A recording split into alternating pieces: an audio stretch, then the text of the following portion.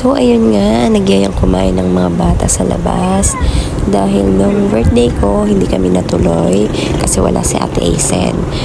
Sumunod na linggo, umuwi si Ate Aisen. Wala naman si Papa JP kasi may biyahe. So, ngayong linggo, umuwi ulit si Ate Aisen. Ayan, kaya natuloy na kami. Andyan din si Papa. Ang kagandahan dito sa kinainan namin, sa may bayan lang, malapit lang sa amin. So, pagpasok pa lang namin, inassist agad kami ng mga staff. At ang ganda-ganda ng lugar, maaliwalas siya. So, ayan na, namimili na yung mga bata kung ano yung kakainin nila. Sa dami ng choices, naguguluhan sila.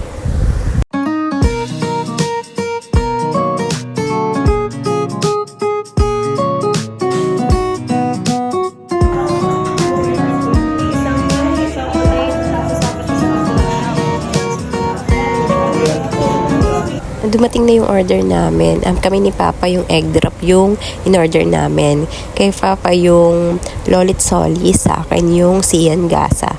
So, ang ganda-ganda ng mga pangalan nung pagkain nila. Unique, 'di ba?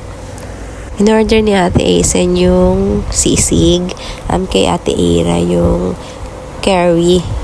Tapos, meron din kaming order na combo meal, ang tawag nila dyan. Sa drinks naman, marami silang pagpipilian. So, ang in-order namin is yung gulaman. Tapos, fruit tea.